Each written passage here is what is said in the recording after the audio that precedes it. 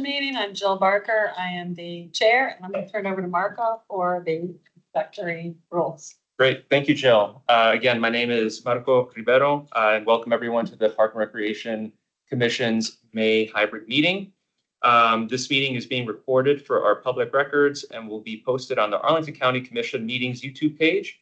And please avoid sharing any personal information that you would not like to be made public. We ask that presenters and attendees please mute your microphones if you're not speaking. During virtual only or hybrid meetings, commissioners joining virtually and who are also eligible to vote must have their cameras on for the duration of the meeting for purposes of meeting quorum. For those attending via telephone, you can mute and unmute your microphones by dialing *6.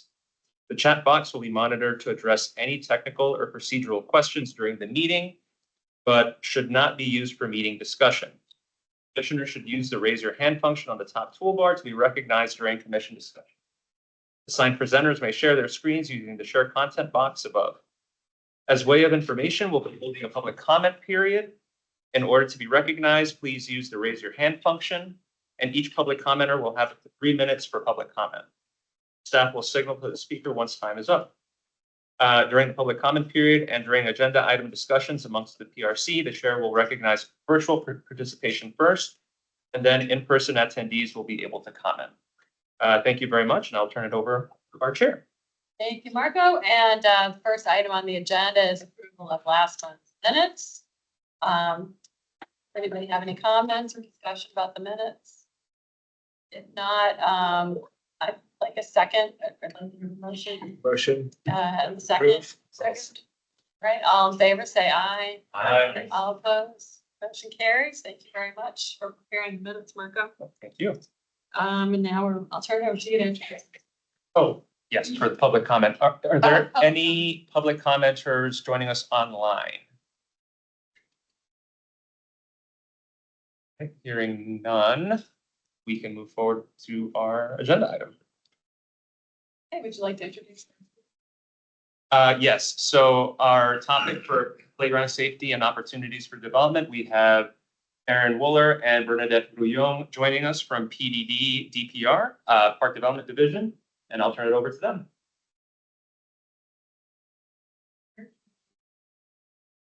You can sit either there or up front. Yeah. Yeah.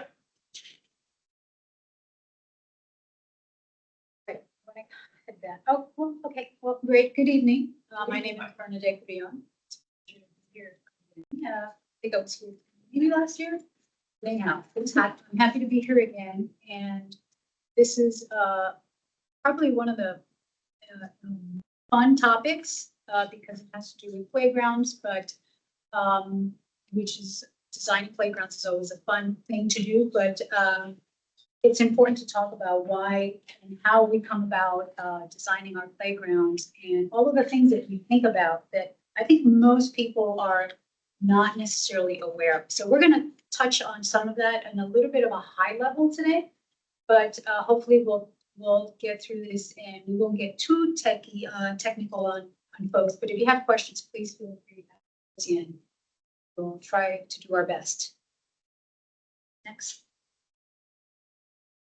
So we wanted to start the evening with just a few fun facts. So Arlington County has about 147 playgrounds. Now that's between parks, schools, and private facilities. DPR actually has about 83 that we manage internally. The oldest playground as of earlier in the year or last fall was Arlington View Park. So for those who may not be familiar with that is actually just south of Columbia Pike and Washington Boulevard. So it's maybe a few blocks north of Hoffman, Boston. And it is a tiny little sliver, and it has a path, and as it says there, there's a concrete turtle, which is just about the only little play feature in this park or playground. Typical playgrounds last about 20 to 24 years. So let's do a little bit of reminiscing. These are some play elements from the past. For some of us, we may recognize these, for others, maybe not so much. But I think you can recognize the slides and maybe some of the other things not as much. Another slide, please. A little Oh bit my more. God. Whoa. These actually go You're way taking your back. life in your hands. Oh my God, I can't watch. You goodness. Yes, many of these are not existing in existence anymore, and there's good reasons probably. Actually, the one in the upper right-hand corner, that is a more recent picture, and there are still some of those around. They're pretty much banned. Why? Well, one of the reasons for that, honestly, they are a lot of fun. Unfortunately, it's the loose growth that can create a problem, entanglement for children. So therefore, that's why they're banned. But he's right, they're still around somewhere. Next slide. I love the airtime with that one, by the way. I mean, that's how Life it's is meant not to be living in used. the right? Yeah, if you look closer in that picture, all those kids were barefoot and. I'm all for the better. Well, Yeah. So, sorry, now we're gonna get to the dry ones. Oh. So Arlington County does comply with the National Safety Technical Guidelines, such as those that are published by the American Society for Testing Materials, Consumer Product Safety Commission, and the American with Disabilities Act. They serve in different functions, mostly providing technical guidance. In terms of the ASTM, we tend to focus on three. There are more, but these are the three major ones that we focus on. The one that tells us how the play equipment should be constructed, like what kind of bolts to use, how wide should spaces be, those kind of things, what kind of materials to use. The attenuation, the ASTM 1292 addresses the surfacing, right? What type of surfacing material is proper, what's their compaction, their attenuation capabilities and properties, and then of course there's accessibility. The Consumer Product Safety Commission is very similar. It's also a federal agency that publishes federal guidelines.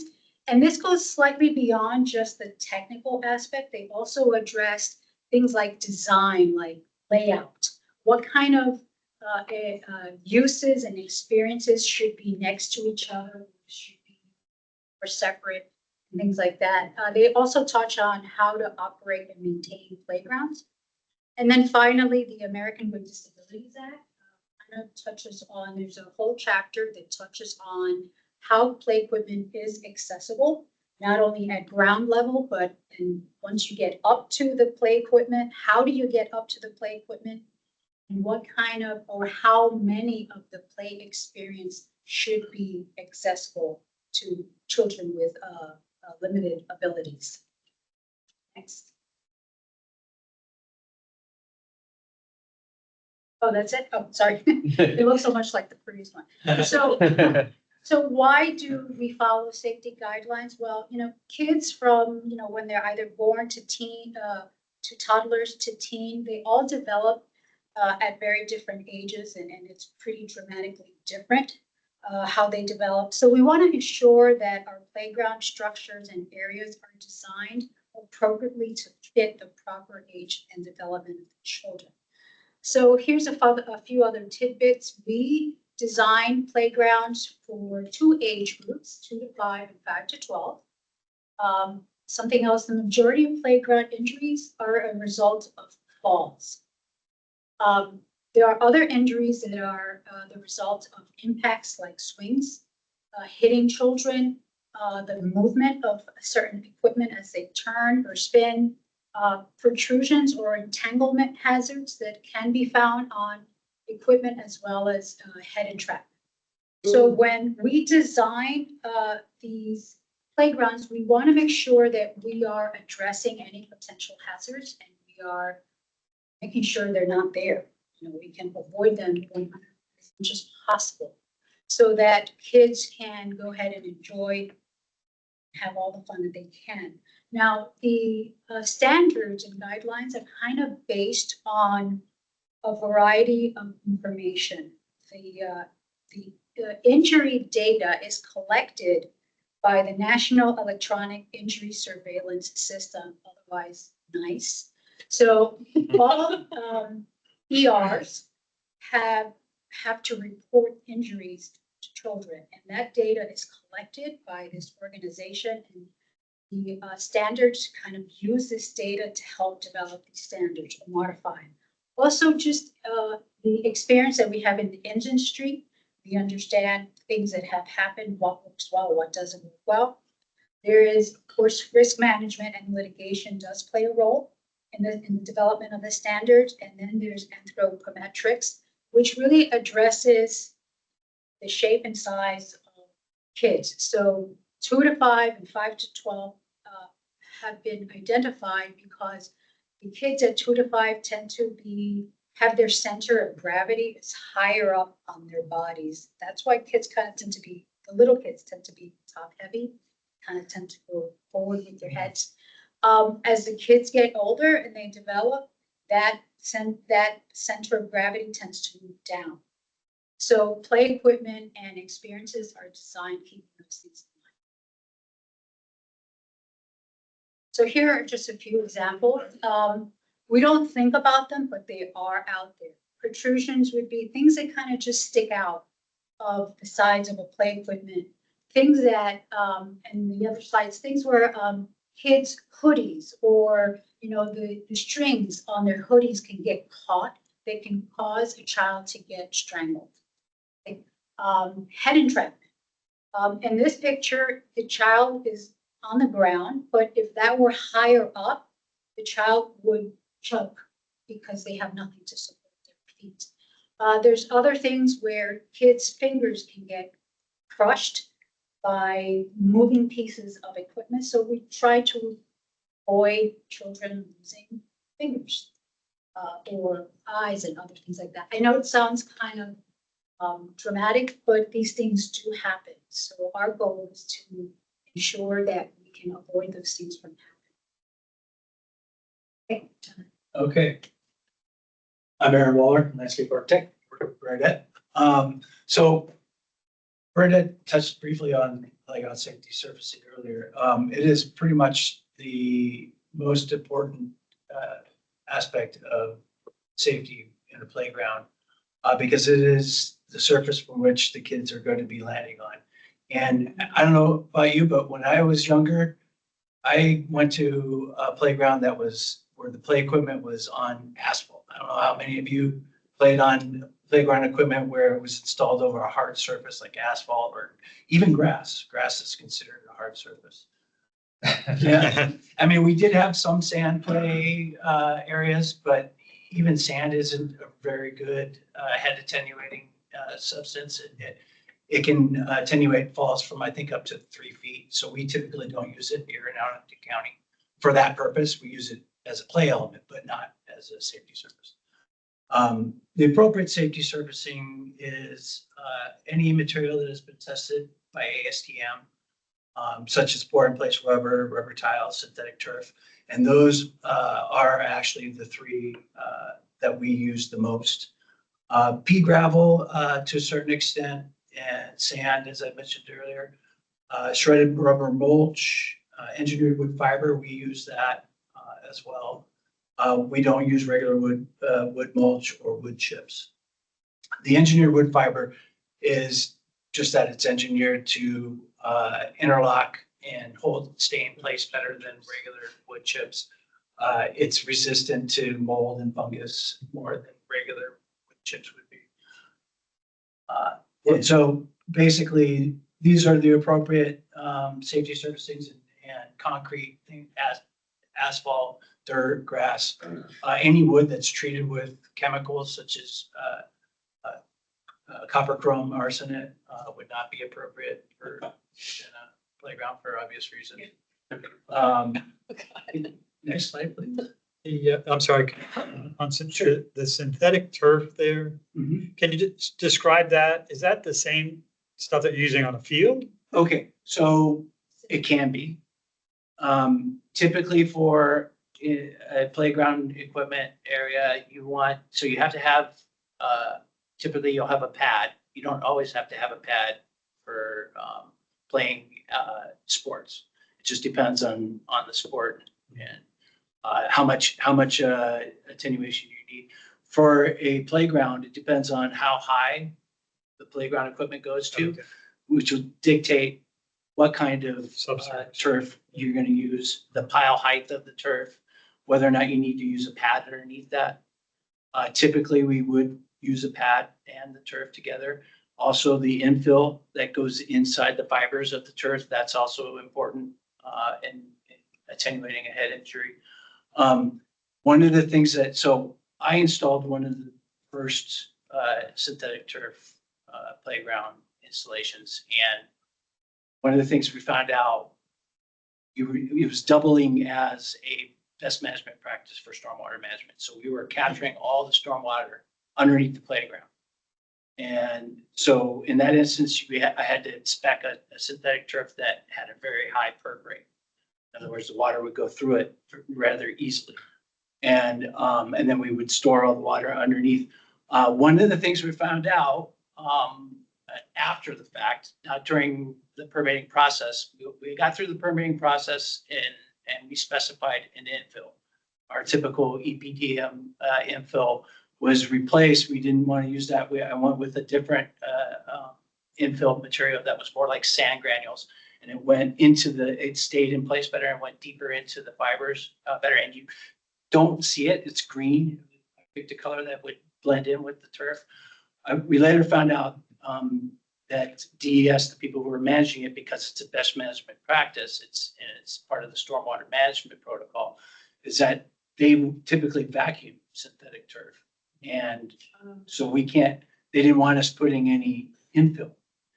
But the infill plays What do you mean by vacuum? to maintain it, so to get rid of debris So and the stuff. water that would go falls. through it? Yeah. So like if leaves fall on the synthetic turf, they get ground up from kids playing on it. And then they have to get that out because otherwise it'll clog up the synthetic turf, which is acting as a BMP. So basically through that process, we found out that if we're going to ever do it again, we need to use synthetic turf that does not use infill.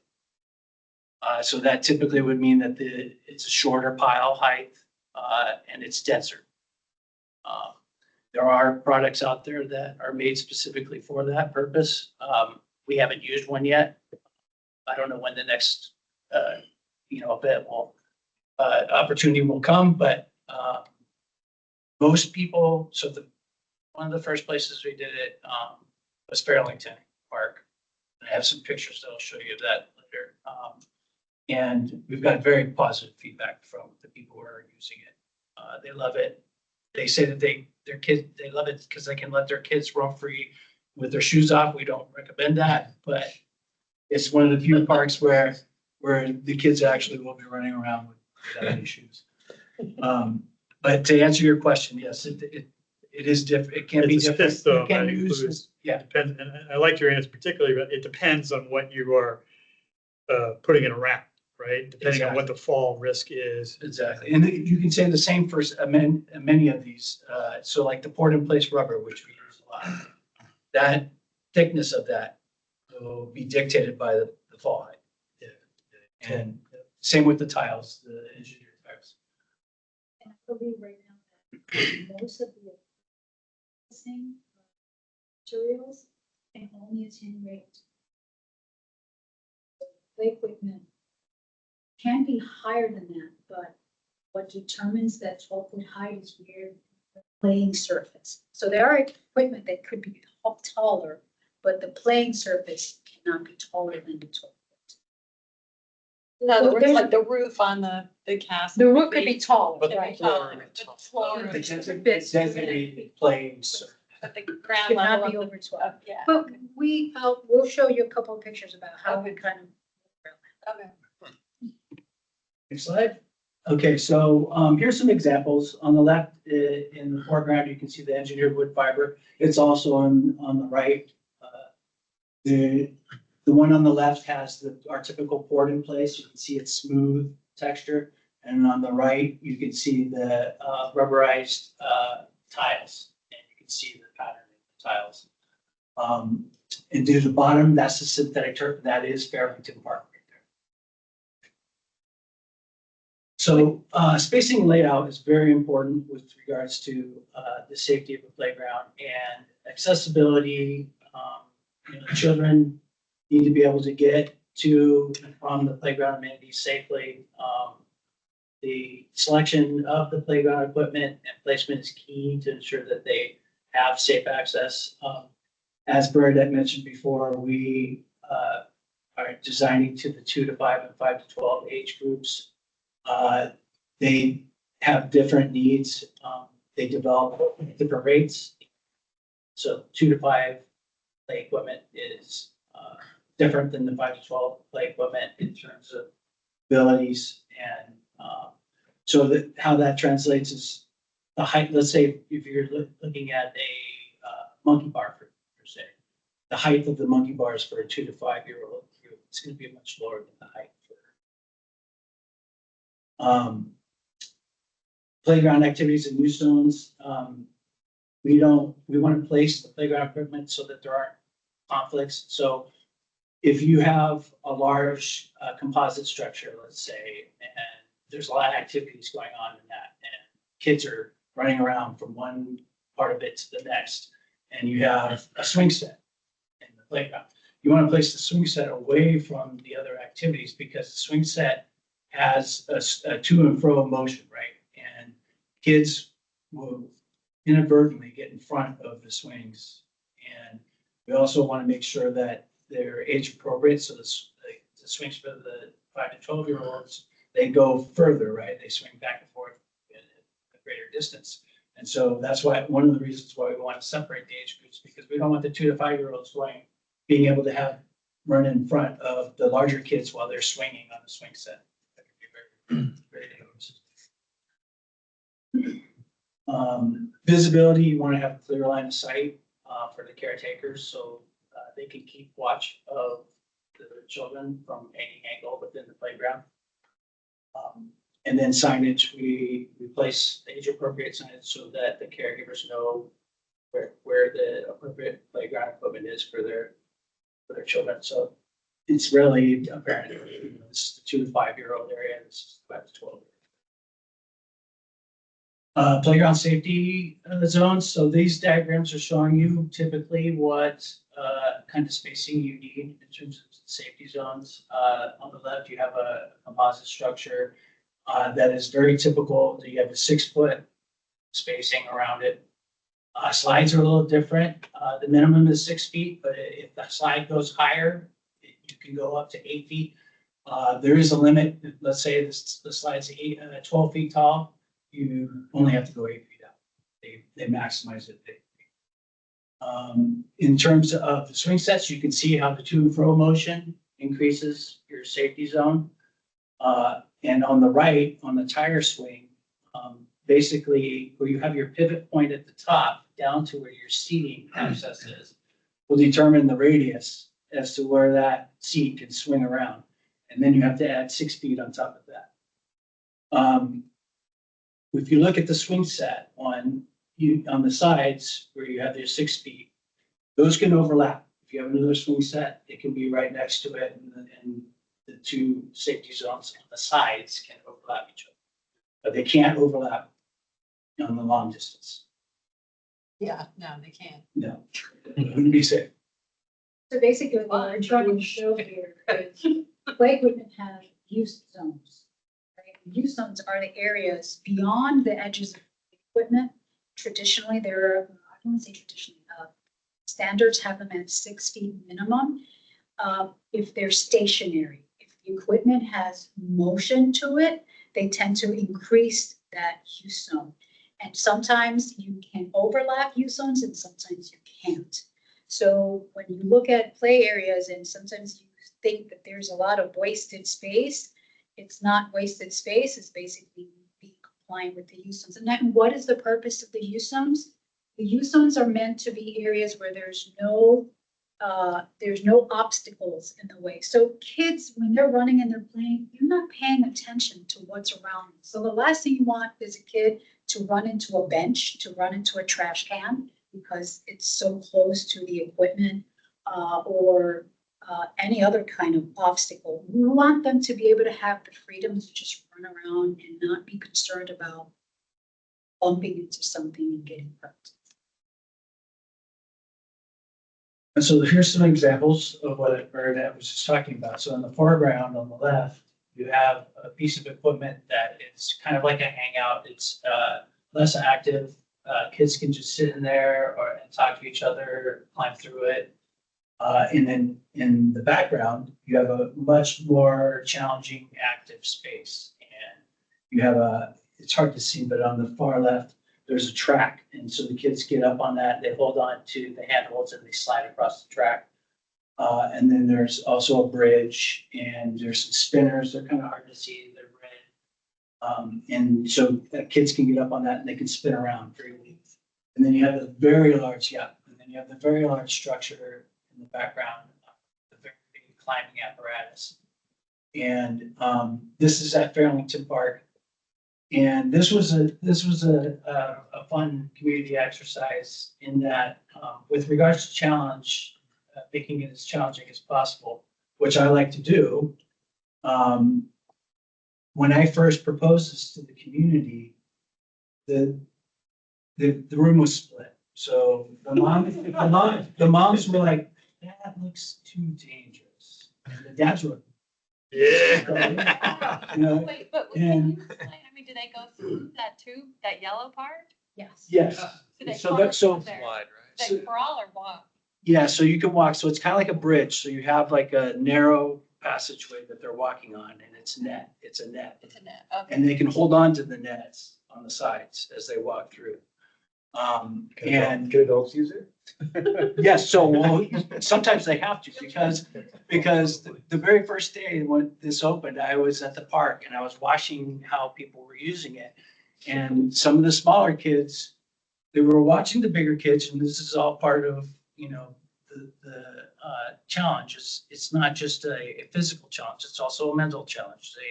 They need to figure out, how do I get up there? How do I get to that big reward to be able to go down that huge slide?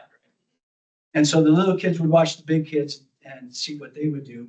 Of course, the biggest kids would just climb up the rope climber on the right, which is the fastest way to get to the front. There's another way that's out of the frame where they can climb up a ramp and get up to the first pod. There's actually 3 pods. One of them's out of the picture.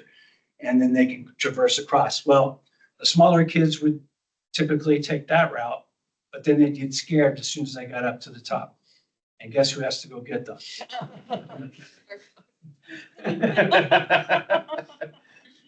And I remember hearing one dad yelling to another dad saying, "Is that your son?"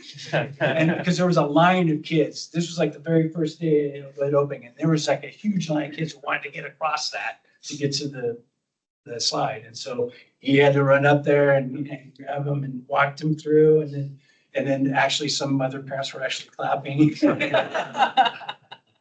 But I mean, it was a fun moment. And then that's probably one of the fastest slides we have in the county. It's stainless steel and it's straight down, and it's got a very long run at the end. So to make it safe. But these are examples of spatial considerations. Upper right, you can see 2 spinners. Now, they are overlapping their use zones because they are under 30 inches. If the seating part where that kid is sitting on was higher than 30 inches and it was a spinner, those 2 spinners would have to be 12 feet apart. Right now, they're sharing that 12-foot distance. So they're 6 feet apart. Mosaic and Boston, or is it? That is mosaic. What is the not turf? What is the ground made of there? So that's The the rubber. poured in place rubberized surface. And that one, for some reason, is spongier than others. That's I've I noticed. walked that. across it and you actually like bounce on that. Yeah, we call the Dr. Seuss hills there. Right, yeah. Do you have to maintain that? Do you do vacuuming or something on that? Yeah, I mean, Rubberized? sometimes they'll power wash it if something gets spilled on it. but it's pretty much maintenance free. That, unless something gets baked on it. Like sometimes kids will leave their chewing gum on there, which isn't too great. It gets pounded in, and we have to get that out. Well, we get time. Yeah. So this is impervious? Yes. Okay. Yeah, it is pervious. Yeah. Same with, so on the left, the Arlington, that's the one I was telling you all that has the BMP underneath. So the entire stormwater management facility is underneath the turbine. That's really impressive that you guys are capturing the stormwater runoff with these playgrounds. That's fantastic. Yeah, so so this is not turf, it looks like turf, but It is, that's synthetic turf. it's synthetic turf. Yeah. For design for playgrounds. Interesting. It looks pretty real. I mean, we try to get the turf products that look the most real and have that realistic feel to them. And is the stormwater evolved underneath the playground? So it's a series of channels, and it's to a certain depth that's determined based on how much storage that we. So it just have. perks into it perks into these channels and then it goes to a DES facility or something. So basically, underneath this, you're gonna have your synthetic turf, then we have a pad. And then the water goes through that and goes through some aggregate. And the aggregate depth is determined by how much stormwater we have to hold. And then there's an overflow apparatus. So in other words, at the top of that profile, just underneath the pad, is an outfall pipe. So when that capacity gets filled up, so let's say we have a 10-year event, which is what this is designed to, maximum. So let's say we have something that's greater than a 10-year event, it fills that entire playground up. It'll go through the outfall pipe, and then there's actually a swale down by the field where we have another BMP, which is basically just a detention basin where that outfall goes into, and it has a further chance to perk into the ground. How do you determine what combination of age groups and equipment you put? Is that a census, or you just have a formula? How does that? So that's a good question. So playground manufacturers manufacture the playground equipment according to the age groups. And we go through the community process, which helps us determine what elements we want to include. Of course, I have a great idea of what I want to put in the playground, but it doesn't always end up being that way. Of course, I have tricks that I use as a designer to persuade the public to go my way. I can make the design that I like look better than the one that somebody else might want. But so that's just how I would select it. Sometimes if I have something that I really want to get through, I will just make sure that I explain that to the community, that the benefits of it, and we'll vote on it basically, and if everybody is in agreement that should be in the playground, then it gets added. It varies. Yeah. It varies. We'll give them examples. Yeah. They say, hey, this is new stuff that's coming in. A lot of communities like the newer stuff, the trendier Right. stuff. So I live near Chestnut Hill, which is like all little kids. So you wouldn't put the teen stuff there, I would think. I mean, so how do you? Chestnut The Hill mix. has two separate. We Okay. recently read Top Loft, I Yeah. would say about 6 or 7 years ago. And then the 5 to 12 hasn't been renovated. It's been a while. That's probably common, but they are physically play areas. Yeah, and we have some pictures that I can show you how we do that. And, If I can chime in as well, in terms of just like how sometimes this comes together. So for example, some of the parks are master planned. So with that master planning phase, sometimes we identify what kind of uses are within the park. One of them can be a playground. We don't get into the specific details of what each one of those playgrounds would have in terms of the play features. But after that master plan is adopted by the board, we go through this design development phase. And at that point, we can also ask the community about certain play features and play design features for the playgrounds that might be of interest. And then we incorporate that within the final design. Often we're asking about experiences, like what type of Right. play experiences you would like to see, and then we kind of try to find different ways that you can experience that, and then kind of let the community look at it and not to belabor the point, but so do you have physical meetings or do you go to the elementary school or is this like an All online of the- survey? All of the above. Okay, good to know. Yeah, so you mentioned like go to elementary school, so you guys actually consult the kids as well.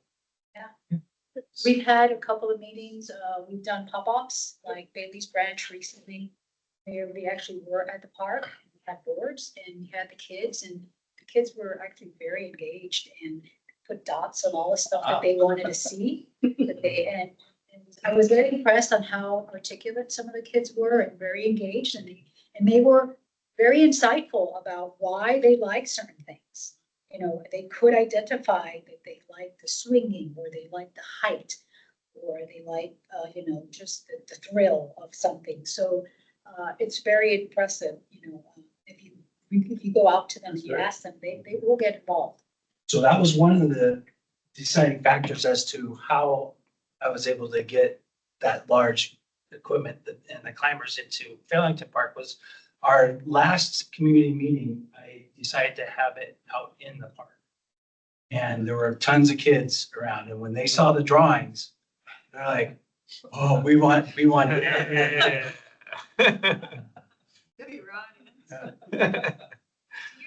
Way to use the kids, right? Is everything you're saying and talking about equally true for the school parks? Like, Well, so APS, there's some parks where they're designed by APS and they're on APS property, and we don't design APS okay, playgrounds. That's specifically schools because they have slightly different needs. okay. There are areas where now we sometimes may have some agreements with, agreements with APS where after school hours, the playground may be open to the public. So those are designed slightly different. I think they remove certain types of, they're specific about what they need because it's a school environment and it's a school during school hours. Our playgrounds are designed slightly different. We certainly take a lot more challenges and more opportunities than an APS playground. You're less risk averse than the APS. I think we might have bigger budgets too. That's, well, maybe. I don't know, some of those schools, the Yeah. new schools, they built Oh, have yeah. pretty big budgets, so.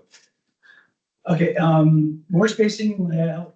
So on the left, this is an instance where you have a high activity area.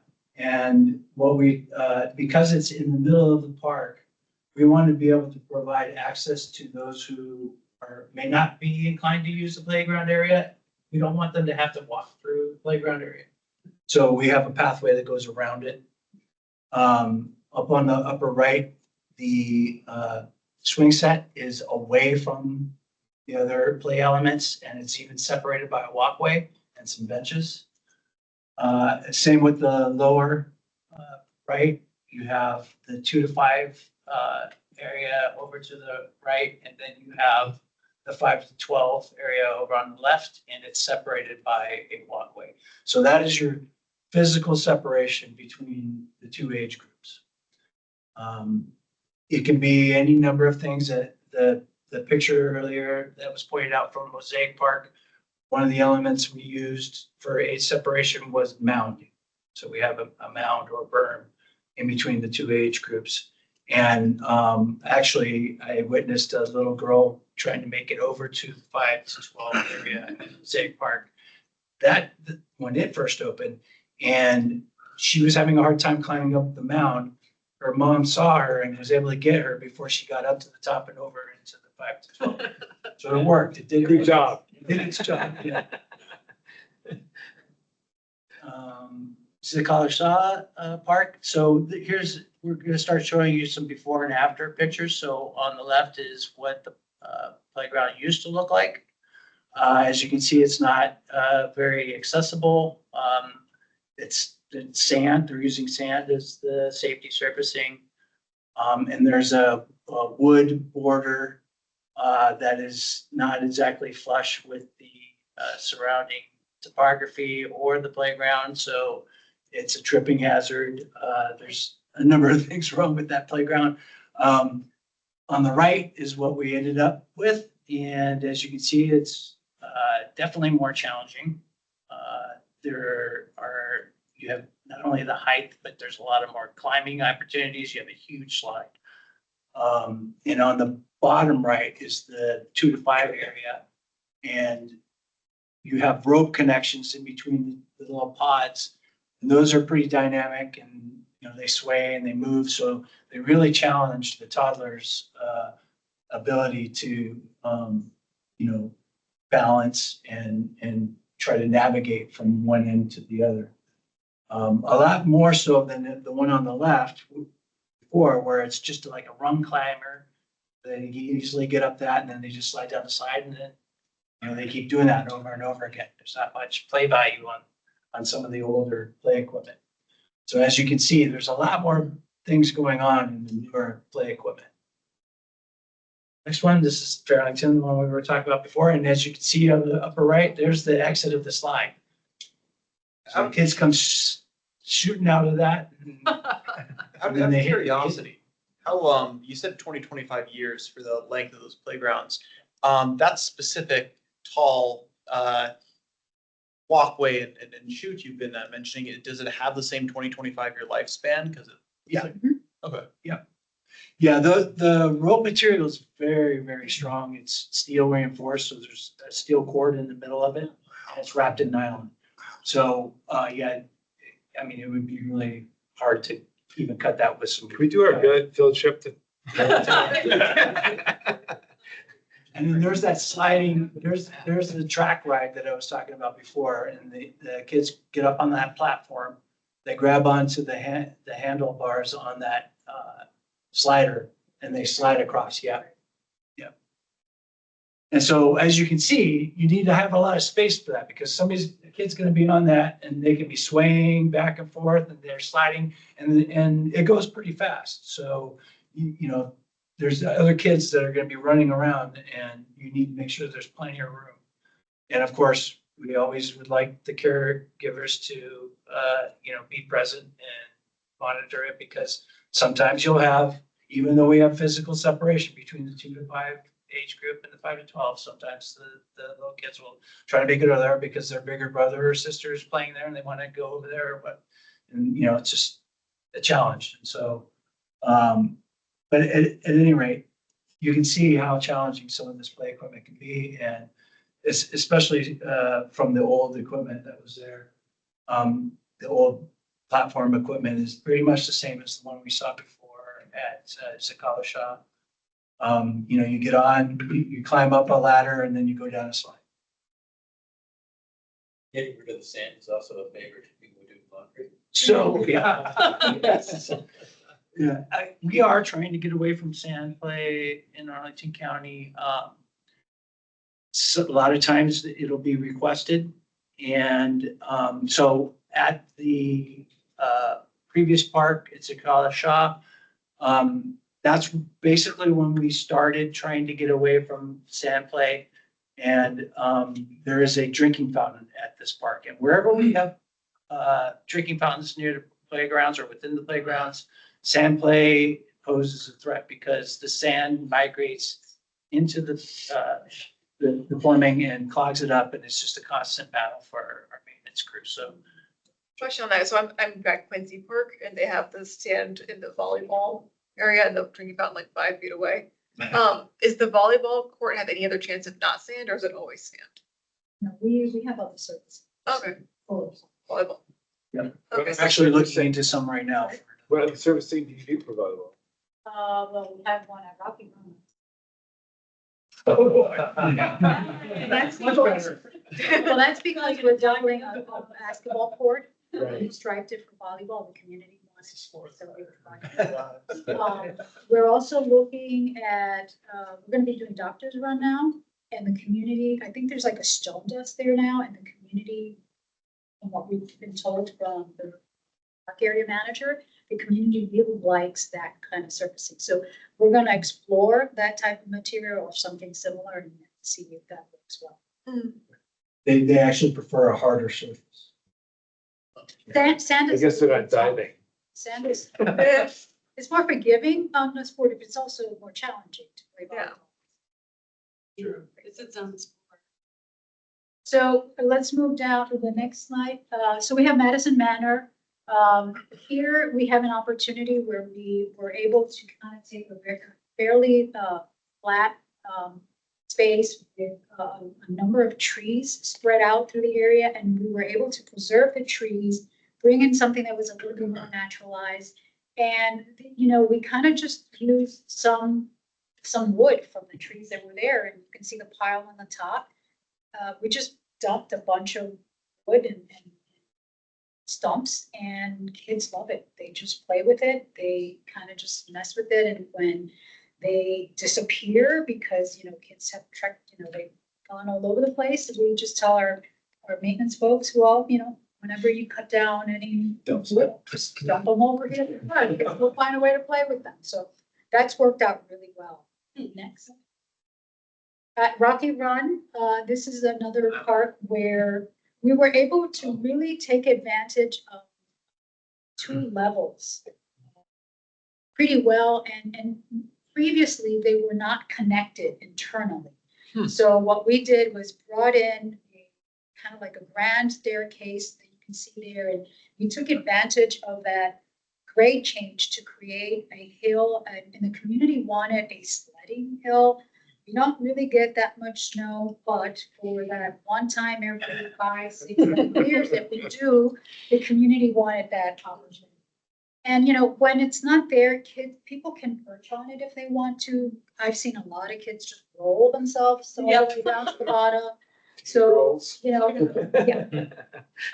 This is also one area where we were able to get the really tall, high slide.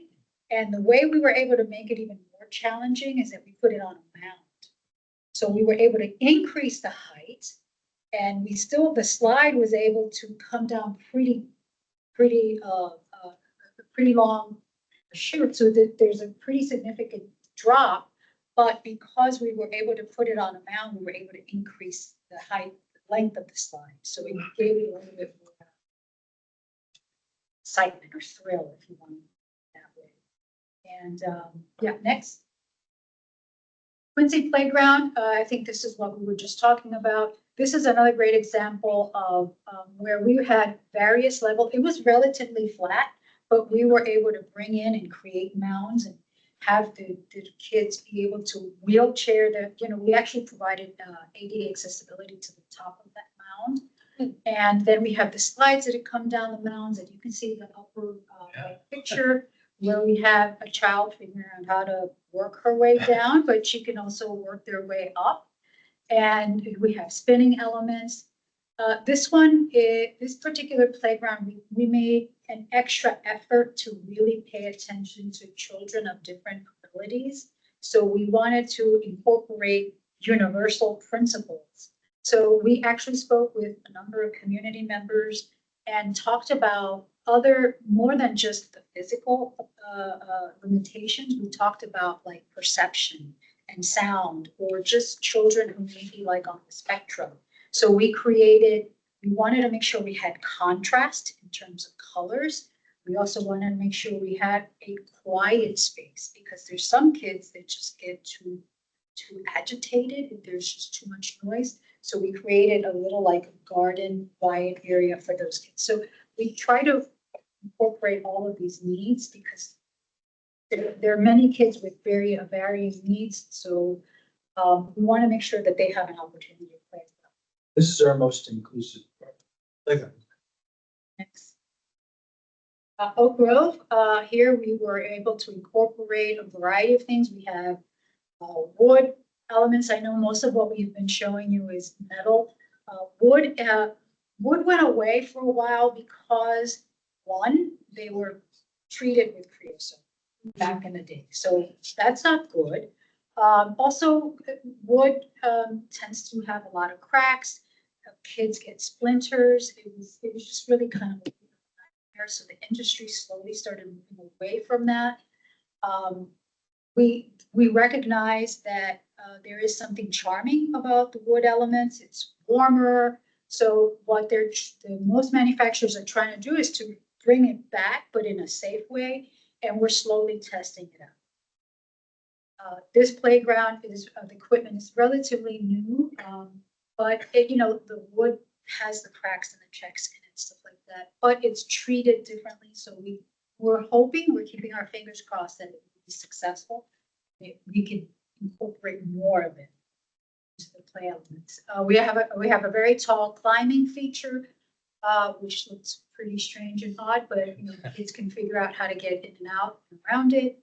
And I just had to incorporate that sculpture because it was a chainsaw sculpture. We had a tree that died right next to the playground, and we brought in a guy who has a chainsaw and can carve, and he carved this little fun piece here that he's going to do. Next. So, how do we bring thrill and excitement to our playgrounds? Slides, definitely one way to do that. And you can see here from just, whether it's height, whether it's the rollers on the top is just a different texture, a different experience, and it's for the younger kids upside, but something different for them. Next. Climbing and balance. So this is Dawson Terrace Park. So we have height here. We have the rope is what I think kind of has replaced what would have been known as the monkey bars from way back in the day. So now this is a little bit interesting. I mean, the ropes I think are a little bit more challenging, I think, than the monkey bars because it requires kids to also balance and learn how to navigate something that's moving, whereas the monkey bars were kind of just rigid. And hopefully, if they do fall, they won't be hitting themselves on a rigid bar. The rope is a little bit more tricky. Next, here more climbing and balance opportunities. We have a climbing wall over at Quincy. We have another tall net structure on the Edison Park. The one at the bottom right is Butler Homes. And the top picture is actually the view from the top.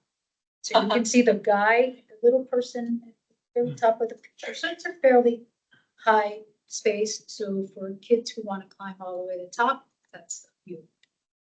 Next. Swings come in all shapes and forms. We found that these kind of like nets, the one on the left is very popular for single kids, but also for a group of kids, kind of like sharing that experience. We also have one on the bottom right is meant for a child and maybe another play friend, but also a caregiver. So parents who may have children that have, this was at Quincy Park again, parents who may have children that are maybe sensitive and are just want to be with their parent, like they're just challenged in certain ways that they can kind of face each other and it helps them maybe calm as the parent is swinging. And then the more traditional swings at the top. As Aaron was saying earlier, swings are one of those things that we'd love to make them higher. We tend to go to 8 to 10 feet high, the bar. But the higher we go, the greater the space we need for the swing area. And one, we normally don't have space, so we tend to be limited with swing heights. Is that why there's not that many swings? We have them, they're just not that high. Like, Yeah. Back in the day, you had the A-frame ones, and Yeah. they were really like 10, 12 feet tall. Really? They're really. You felt like you were 13. Maybe one day we could create a swing playground, right? Where all sorts of swings, and we could come up with the real tall one. There is actually a swing playground. I think it's pretty. They have all sorts of swings elements in it, but other play elements, we have poles. It challenges kids to be able to push out and grab that bar. And I remember as a kid, that was one of more of the challenging ones for me. But you have spinners, you have different spinners there, you have different curly climbers. And we also have at the bottom left, bottom right, you can't see it that well, but we have a water pump, we have a little bit of sand, so kids can, pump water and create mud pits and all that kind of stuff. Parents don't get too angry. That's what I'm going. Is there another slide? Okay, so just final thoughts. We want to make sure that our playgrounds are diverse, very inclusive, that we have risk, but we also have challenge. We can make it challenging also to really play. And we like to incorporate natural elements. We want to make sure that they're connected with our playgrounds.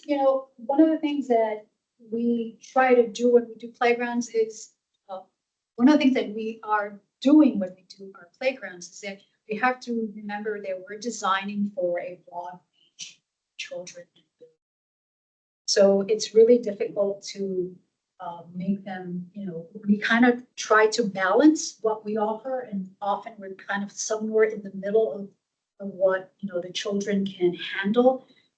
We try to incorporate some more risk, I don't want to say risk, but more challenges in some playgrounds than others, and that's where we come up with height, climbing abilities. And yep, so that's where we're at. Thank you. Thank you so much. I will ask that this presentation be shared among the rest of us afterwards, because I definitely think it's very good what you guys put together. Yeah, so I'd like to, does anybody have any questions, Andrew? I mean, it's less of a question. I actually really want to praise what you guys have done. I was actually I sent an email off to the rest of the commissioners a few months ago about playground safety, and it's kind of what spurred this meeting. And then I kind of brought up the old playgrounds from the 80s that we all remember, the Leathers and Associates ones, the wooden castles that they basically had, the high density of structures, the tire swings, the monkey bars, all these teeter-totters, things that really don't exist in playgrounds now. And there's definitely been concerns among child development experts who are talking about the need for risks in playgrounds. And I admit I'm very pleasantly surprised meeting you guys seeing this presentation, because you guys definitely understand the need for that. I mean, while you still, of course, recognize the I don't like calling it kind of like limitations or like things that hamstring you. But I mean, at the end of the day, you're dealing with ever-changing codes that change with the, I hate using zoning codes like setbacks or height limits, but fundamentally it's almost like playground zoning that you guys have to deal with material requirements. But ultimately, despite having those increased limitations compared to, say, playground designers 40 years ago, you've been very creative, and you've really followed some good principles. I'll actually list out kind of the 6 principles of risky play, so to speak, that really benefits child development that Ellen Sandster's doctoral thesis talked about. Height, speed, dangerous tools, rough and tumble, chance of getting lost, and the other one was just dangerous elements. And the funny thing is that all of those things are actually incorporated in what you've described in this presentation. The dangerous tools, so to speak, the sticks that you guys mentioned that the landscaping students have dangerous elements. You guys talked about the water pump and the pumping of the water. Heights, you guys have I might definitely. have to work on the chance of getting lost. That was the one I was gonna say, you've lived. Some of that equipment is kind of like. Taxpayers won't come for that. Yeah, I mean, There's no handling. I mean, yes, there's limitations you guys must go with, but I mean, at the end of the day, you guys really are following these principles well. And for all the different stipulations you have, you guys have managed to be creative. You guys have managed to create pretty unique parks compared to most other nearby areas. And I do know, because my sister lives in Alexandria, that people do come from outside the area to see the playgrounds that you have in this area. So I just want to say, really, job well done. And it's good to hear that people are really emphasizing the need for, you're not just placing down a playground with some set characteristics, you're putting a lot of thought into it. And I really appreciate that. So Thank you. Melissa? Yeah, I had a question. So like I mentioned, Mosaic is one I frequent by walking by it. I noticed it had a climbing wall. So it's one of the couple. Is that a new, like a trendy feature, so to speak? Or like, is that something that's gonna be built in more parks? I'm just curious. Kind of dual purpose. We had a need to house all the pumps and everything for the park, and we looked at it during the design phase, and we're like, why don't we put some climbing holds on it, and it can double as a climbing wall. So it kind of just evolved as part of the playground, And creative process. Yeah, looks good. Neil, did you have a question? Yeah, I have a couple questions. So with all these like different features you're putting into these playgrounds, do you have any like sense of like which ones get the most use? Are you doing like metric gathering or anything like that to like know like next time you're renovating a playground, we know that the kids are gonna love these things and like maybe we're not gonna install. As design, I don't think our design team is actually monitoring that. I think if you get on Google, I mean, you could probably Google it and find out, but. Yeah. To know. We don't, we do, Probably just now. we hear from the community, have meetings, we hear. You tell us, hey, we went to such and such part, we want that here, or that didn't work. We also ask our park area managers, and they'll let us know, like, oh, that pump, But it doesn't work, yeah. that's not broke, you know, because of just. Maybe there was something wrong with it, but it gets used, you know, we can tell, or, in Madison Manor, you know, we try to sometimes incorporate plant materials around. It's not always a smart, wise thing. Depends on the plant material you choose as well. But some areas, they're like, kids will run through all the plant material. Our maintenance folks are like, oh. Yeah. That's about a week. Lots of it. So, you know, we do hear from a variety of sources, like what kind of works and what doesn't work. And we also pay attention to like just the trends in the industry, what's really working somewhere, you know, and what looks really cool and how people are responding to that. So we try to kind of cover a variety of ways of figuring out what. We're still trying to beat DC. I don't know. I think in general, most of their playgrounds, I think we are pretty much ahead. I'm very critical as a designer, so when I go to any other community, I can't help but immediately start eyeing that playground and start, you know, identifying things that I didn't do this. Yeah. All the time. And I have to say that I, not to pat ourselves in the back or to kind of prop up Arlington, but I think our playgrounds have a lot more thought put into them than I really feel that a lot of other playgrounds, things are just, it's easy to go to a catalog, say, oh, I like that. That looks pretty cool. Tell the manufacturer, here, I have this space, just put it down and that's it. That's pretty easy to do. Yeah. But we don't do it.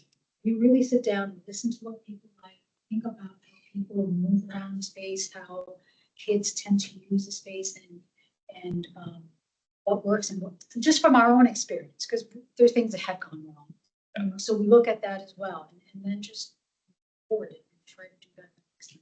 Yeah, that actually, that leads pretty well into the second question I have is kind of when you're approaching these playground designs and things like that, how are you dealing with kind of like the conflicting priorities or like different demands of the park? Like we were talking about beach volleyball, like I play at a lot of different parks in Arlington, and it's interesting to see which ones have like better experiences based off of their proximity to the playground.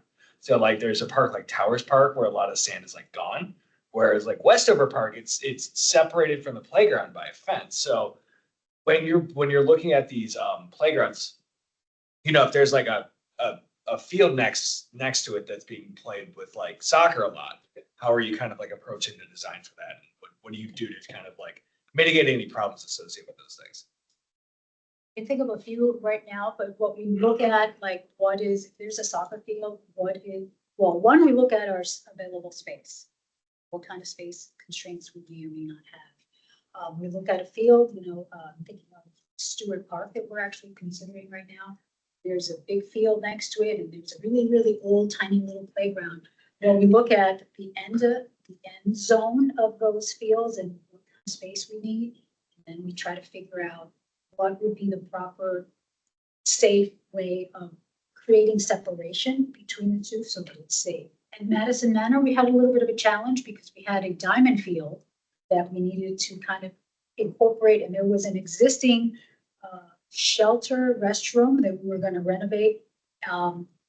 But we wanted to extend the playground a little bit, so we oriented the diamond field in a certain way, and then we put in the backstop. So that creates kind of a natural barrier, but then we also wanted to provide ample paving space, physically, and we put some tables and stuff like that so that there's a transition from one element to the other.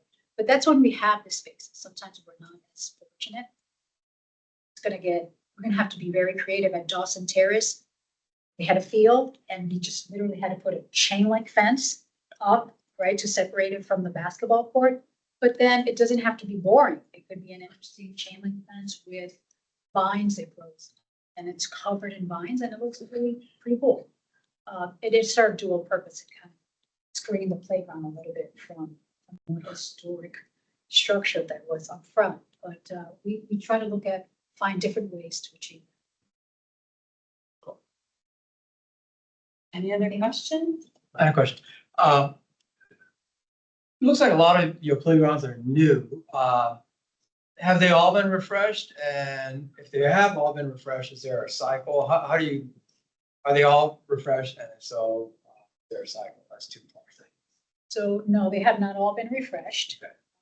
Like I mentioned earlier, the oldest one is Arlington View Park, so that one's queue. I don't know where we queue. So we have a list of all of our playgrounds, and we have them based the best that we can tell based on our records, because we have them listed by age.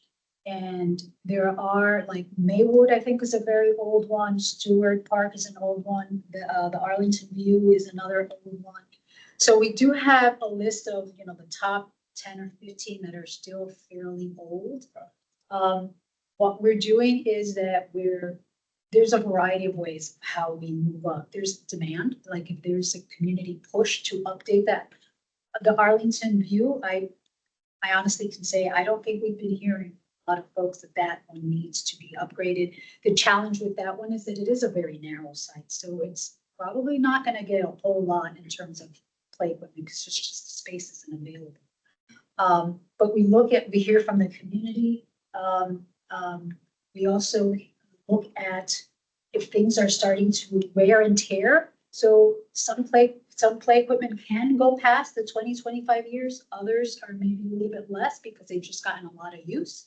They've worn down, so we kind of have to maybe move them up in the cycle. So our staff has a list, and we look at our park area managers who will kind of tell us we've been replacing parts on this. There's also some equipment, some parks that have equipment that are not manufactured anymore. So at Woodmont, right? Well, at Woodmont too, the play equipment fell apart, so we had to remove it completely. Because we couldn't replace the part, Right. the manufacturer's not around anymore. So So that up to that one, so that one became a high priority instantly. there's a variety of ways how we do that. Thank you. And how does, related to this, so how does equity run into that? Like, for example, Arlington View, you're not getting a lot of feedback we needed, but the fact that it's old, and is there any I guess, does the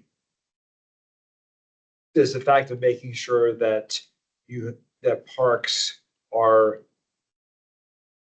updated based on area factor into it? It does. So Okay. we are using the county's database that allows us to understand the demographics of different communities. Okay. We also look at what else is in a certain neighborhood, has something recently updated. We also look at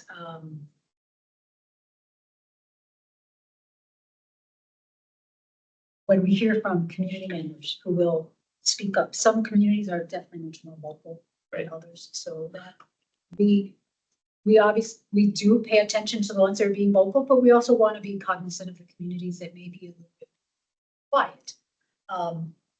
For example, the Douglas Park Civic Association, which is further south and very close to Columbia Pike.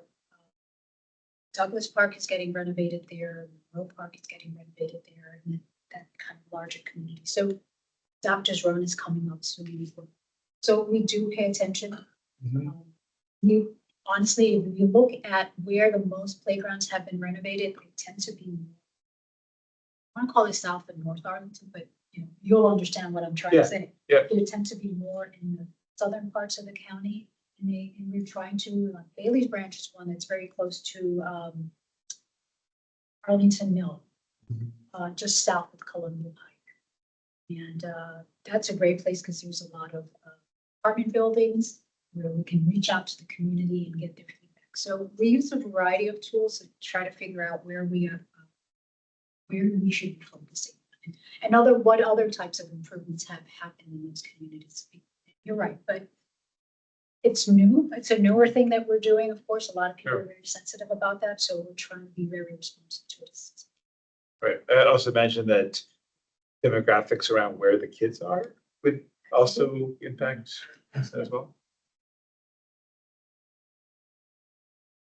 One more. Yeah, just really quickly, it sounds like you do check out other jurisdictions because you mentioned DC and then how you assess stuff. So that the other thing I would suggest, obviously, with the census idea is can wrap Arlington Tech kids in helping out. They're always looking, that school's always looking for projects. You want to take a census and so you're using one that's a classic thing for them to give to one of their classics. You said Arlington. Arlington Tech, which is part of the Arlington Career Center, Oh, the okay. high school, and they look to try to have projects that get kids to work on it. Doing a census of who's using which, but they would just love that. Like my son went there, so he Oh. get a few of those type of projects. It's a good idea. Plus they're free. Thank you. Cantor Dr. It's not labor, it's great. It's great. And they do good work, which is much more. Yeah. Appreciate it. Well, thank you so much for staying so late past the Well, thank you. expected time, but it was a very, very interesting and Thank you. presentation. So thank you. And thank you for what you're doing. Yeah, Thank you. great Take care. job. Great, okay. So hope you enjoy the rest of your evening. Stay dry, my goodness. Right, the next thing on our agenda is the staff report, which Marco sent out. Yes, nothing additional to that. I did send out an email just earlier about the public review, I guess, process or public comment on 2500 Wilson Boulevard public space that's associated with the site plan that's coming through right now. There's an online engagement form there. I believe Daniel is covering that Okay, one, so. That's it. Okay. Okay, commission member reports. Thank you for your report on the 55 plus, William, about the fee increase. Time. I thought that was a really good presentation. Yeah. Yeah. Bringing that to our attention. Also, while I'm on William and Claire, I just want to say thank you so much for the wonderful letter and the presentation that you did. That's pretty serious and really cute. I'm so sorry to miss it. I couldn't get off work, but I'm sure it was beautiful. It was very beautiful. They had a nice photo. I didn't think as many of them came as would have if it hadn't been raining, but I pictured this 150 thing out on the plaza. So anyway. All right. And then William, still on you. Do you want to talk about your Fairfax Park? Sure. So long story short, Fairfax has a way of getting more money so that adds to what the county spends.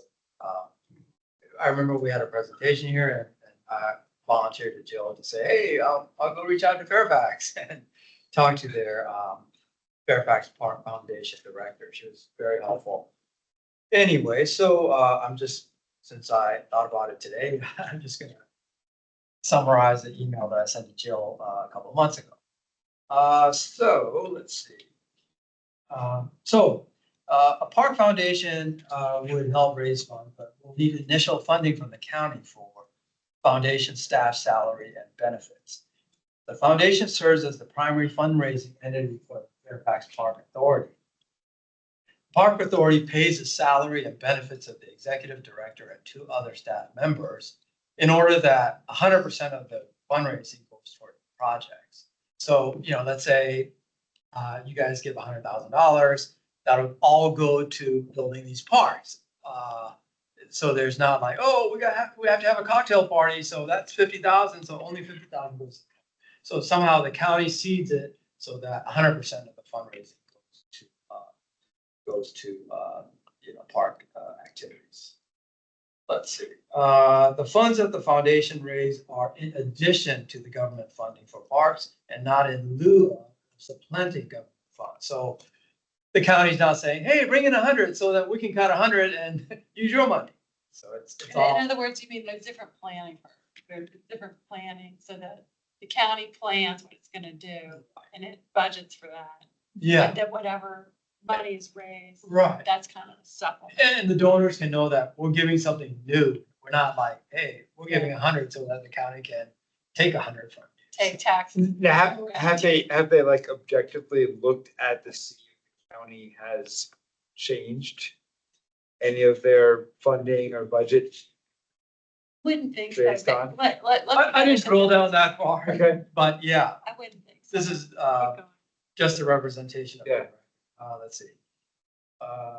And the park authority and the foundation use the same tracking codes. If you say, I want a new, extra long slide, there's a code for that. And then they'll say Jill Barker's extra long slide, and you can track that. Oh, so I made the donation for the Right. slide, yeah. Okay. So it's not going toward a bench or a pond, Got it. so you can track that. Donors are insured by the item tracking codes that funds a project of interest. They need not rely on the honor system of the foundation's. Foundation's top ask in fundraising is for unrestricted donation. So they don't want you to earmark it for a bench, or a slide, or something. It's one slash one. They want a general. Money. Still good to do that. We know what you mean. Yes. The next ask is donations that specify the line of project. Field. Foundation raises money for the next fiscal year in order to avoid a cash flow issue. She emphasized that, I'm not sure, means, but apparently that's important. They also have events, and this is pretty short, I'm getting to the end. They also have events, the foundation sponsors events, I guess it's like the rodeo. But the park authority runs them because the foundation just has those two of them people that are paid people. Yeah, communications. The foundation writes a newsletter and sends it out to donors and potential donors. Foundation belongs to the National Association of Park Foundations. They also comply with certified fundraising, executive ethical standards, and they have a lawyer advising them. Fairfax. Other counties with foundations are Prince William and Montgomery in Maryland. Loudoun does not have one. So yeah, that's just. And they raised, I think we figured out, what did they raise, like 250,000? The seed money was 450, but they raised much in excess of it. So we may think 450, that's a lot to pay for the salary, but they raised. Raised like, was it 2 million? Yeah, I think millions. I think 2 million sticking in. I looked up the financial. Yeah. 2 million per year? It's about $1 million, at least $1 million a year. I have the links here, but I haven't opened them. And they have a 100% rating on Charity Navigator. And they spend 92% of their expenses on programs. The rest on admin and fundraising. Right, because the county's covering a lot of the Yeah. admin. Yeah. And the other thing I noticed in the materials you sent me that I looked at is that the projects are dispersed. Like it seems like there's local input into what the different projects are at the different parks. Yeah, I haven't looked at it recently. Yeah. In other words, instead of saying, okay, let's raise $2 million for the boathouse. Well, this group of people at this park want a certain feature, and so they'll put the money together for that. Yeah, and if it's all, I think there were like 20, there was a list of like 20 different features. yeah, I haven't refreshed my Yeah. myself, but if it's general funds, then county can decide. Because they're not earmarked for a slide bench. So you're saying, they can designate their money for a certain. The donors. Sure, but can they also designate it for a certain park? I think, yeah, I think they can, because, you know, you may say, well, I'm only giving my 100 if it goes to my Chestnut Hill Park. Right. Yeah, so thank you for doing that and getting that information, because I think it's really interesting to think about. This is kind of something Gary and I have been noodling on for a long time now, trying to suss out if we should be pushing for a foundation of this type. I do have some news about the Boathouse Foundation. They agreed to a $2 million fundraising effort toward the boathouse. And there have been some other pretty impressive donations that have come through for DPR through the work of Eric and Jane. So anyway, Seems like there's great potential there. there does seem like, yeah. So I think we should keep doodling on it. And The anyway, Boathouse Foundation exists today? Is it, it's existed for about 8 years, maybe even 20 years, however long the boathouse has been on. with a project-specific charter mission? just Yeah, for- they've been trying to get a boathouse in Arlington. So I don't think they've donated any money until now, and they still haven't donated the money. They just made the pledge. Cross the river and look at the boathouses on the other side, they're all overflowing. Literally the boats. Plumbing has erupted at Thompson. That's and there is true no as well. plumbing, You just see and, the boats racked up right next to the bike trail. And it's astounding. just yeah, and Anacostia Boathouse, where I row out of there, is also really oversubscribed. Yeah. They're all oversubscribed, so. And Washington Lee now is rowing out of Columbia Marina. Yep. Which I think they're keeping their boats outdoors. Can't imagine where else they keep it. So, anyway, I didn't mean to get on about the boathouse. But, the question presented is, should Arlington County, should we as a park commission, push for a park foundation similar to maybe what Fairfax has? There are other bigger foundations in bigger cities that do these grand projects such as that. So anyway, I don't have an answer, and we don't have it on the agenda for a long discussion topic. But so I just leave it there for now. Does anybody have any thoughts about that? All I can say is that when I was in the Parks Commission in Benton County, Oregon, they did have a Friends of Benton County Parks that had been created probably a few years before I joined, and it was just, I mean, it was marginally beneficial in the support role. I mean, it's not like it had a very big endowment, but it was helpful. So I mean, this is a model that a lot of jurisdictions use, so something to explore. Yeah, I think we'll come back to it on a more formal way. And I also wanted to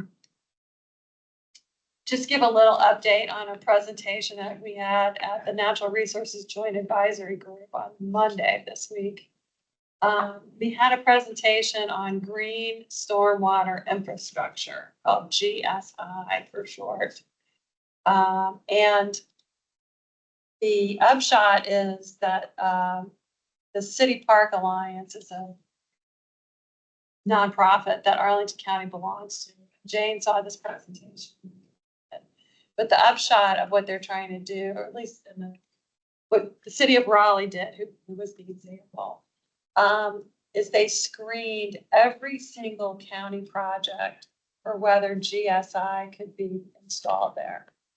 So So what exactly is considered to be GSI? GSI, or it's a lot, it's like the playground that he was talking about where it's capturing stormwater. Okay. Or it could have a rain garden or any kind of green stormwater infrastructure. anything that would, swale, bioswale. Right, as opposed to cement, basically, is right. Well, it's a screen. In other words, okay, I'm going to break ground on a, let's say, playground. Is there an opportunity here to do GSI? So that I think is a really intriguing idea, especially now that we have the new DES administrator. So I wanted to mention that, and also that the Natural Services Trail Study is about to be done, and we'll have a presentation on that pretty soon. The deer management program is on track to begin in January. They're working their way through things that they have to do. I thought one of the interesting things they're doing is they're setting up data plots so that they can monitor the deer browse to see if the deer calling is successful. So. What they'll be doing there is building deer exposure areas so they can compare and contrast that was protected from the deer fencing versus being protected for sharpshooting or whatever outside of that area. And they have hired the firm that will be doing the drone survey, and that's the effort to pin down sort of where the deer have the highest density in the area, and therefore area sharpshooters would primarily focus. But yes, Joe was saying that the sharpshooting part was supposed to begin in January, February, that time period. So not too far down. Have they done this shooting before in the county? Not in Arlington County, but in all the surrounding counties. Every surrounding county. And then, and we have fish release. I didn't know this. Alonzo reported that we were doing a mussel and, the shell mussels. We're doing a mussel inventory, and also some fish have been released into our streams. So I think that's really cool. I wanted to let you know that. Okay, so the next thing on the agenda, active projects. Anybody have anything that they didn't report that they want to report? And let me see, we don't have any letters to the county board, do we? Not this one. Okay. And okay, so our next meeting is June 24th. It's going to be in person, right? Hybrid, yep. Yeah. And one of the things we wanted to talk about before I let you go, I know it's already getting late, is the August 26th meeting is in August rather, we take a field trip. We have discussed doing a trail walk as our field trip. Did we discuss that? I thought we were doing fair. Okay. Well, Gary and Marco and I discussed it. But if there's Ground another. playground. Yeah. Now going to the playground. Now we're going to that playground. So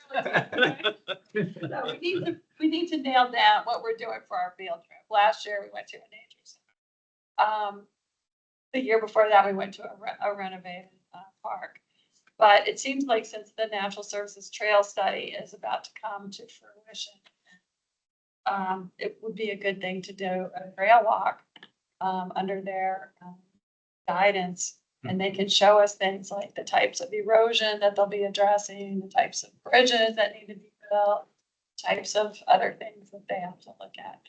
But that's just a suggestion. We do have a suggested date of August 26th, but the other date would be the 19th. The 19th, correct. The 19th of August. We're talking. So any discussion? Another thing that we had to mention at another time was going around the Gulf Branch Restoration Area. Talk about that field trip. Well, you combine both because that is a trail. I mean, it is. It's a strenuous trail, but it's a trail. I like the trail idea. You like the trail idea? Okay. Any other? Pro trail. Pro trail. Pro trail. Trail. All right, and how about the 26th versus the 19th? Maybe. Later the better. Maybe that's disappointment, you know? You never know what you're doing 3 months from now. Actually, the lead for the Arlington Natural Service Trail Study, Ryan Delaney, he and I have been working on trying to figure out what the best date would be. So it looks like 26 might be the better date. So just FYI. Yeah, okay. Well, let's pencil in the Do 26th. we know, is it morning, afternoon? It'll be the time of our, well. Oh, we actually- usually make it at 6:00. Yeah. 6 PM. Yeah, so Just at typically 7. for our field trips, we meet an hour earlier than what we usually meet for our normal meetings. And they typically run for an hour. Yeah, and usually the county board, some of them, one of them, sometimes, anyway. I Okay. think Golf Branch would be a good one.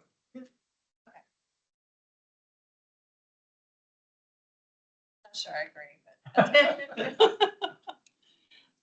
We've had a lot of eyes on Gulf Branch. So, then the other thing I wanted to mention, get some discussion going about, only for 5 minutes, I know it's late. What kind of topics do you want to cover in upcoming meetings? What are you worried about? What are people asking you questions about? What kind of things do we need to make sure we know so that we can be informed advocates for our.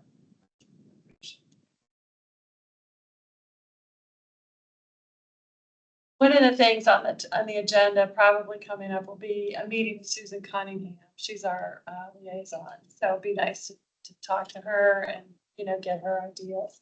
In fact, this idea of the foundation, Park Foundation.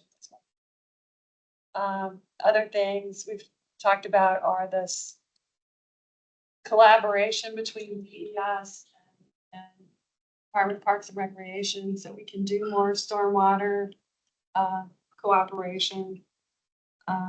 So those are the things we're thinking about. If there's other things, I thought this idea about thank you, Andrew, for bringing the playground safety idea up, because I think it was a really, so I won't belabor the point, but be thinking about it and send us your ideas. All right, anybody have anything else for the good of the cause? Leave half an hour early. Oh, one more. So you mentioned the fees with the 55 and older. Playgrounds look primarily be for children, despite Adam's wish to play. I was wondering, do we want to try to take a look at like 55 and older, how they use? How they use the parks? How 55 and older, like people like me, use parks and rec, and what's important to them. Didn't we get a survey? We have a survey. Not sure. Yeah. Just a thought. That's a good point. That is a good Yeah. point. I saw it during COVID. The use of the parks was so increased. Yeah. That there was a discussion about having a more formal analysis of, what the uses were, but. I can check in with Jennifer to see if there's anything, but, they do all the older adult programs and yoga and all that, but I don't know how they use actual physical parks. Yeah. So that's probably worthwhile.